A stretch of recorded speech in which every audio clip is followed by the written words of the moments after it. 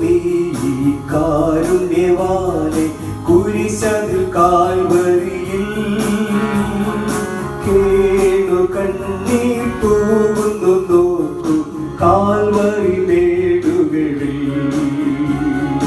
കേണു കണ്ണീർ തൂകുന്നു നോക്കൂ കാൽവരി മേടുകളിൽ. ദൈവനാമത്തിന് മഹത്വമുണ്ടാകട്ടെ. ഇന്നത്തെ പ്രഭാത ധ്യാനത്തിനായി 6-ാം സങ്കീർത്തനം 3-ാം വാക്യം.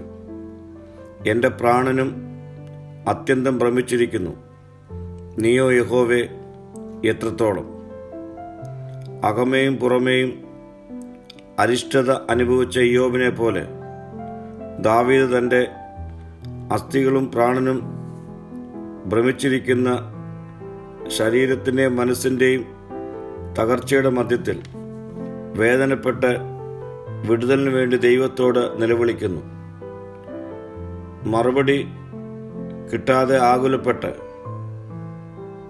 ഇനിയും എത്രത്തോളം താമസിക്കണമെന്നുള്ള ചോദ്യമാണ് ദാവീദ് ഈ സങ്കീർത്തനത്തിൽ ചേർത്തിരിക്കുന്നത്.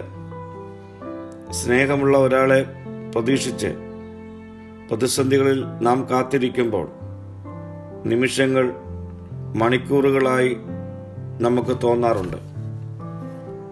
മെനഞ്ഞെടുക്കുമ്പോൾ തേഞ്ഞു പോകുന്ന കളിമൺ നല്ല ഉറപ്പും ഭംഗിയുമുള്ള പാത്രമായി മാറുന്നതിന് എത്രത്തോളം തീച്ചുള്ളിയുടെ അനുഭവത്തിൽ ഇരിക്കണമെന്ന് കുശവന് മാത്രമേ അറിയുകയുള്ളൂ.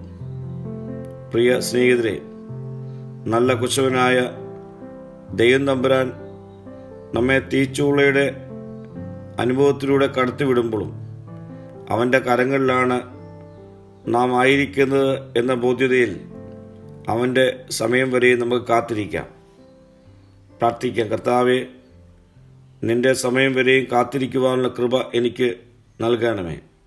മഹത്വം നീ എടുക്കണം. യേശുവിൻ്റെ നാമത്തിൽ തന്നെ. ആമീൻ.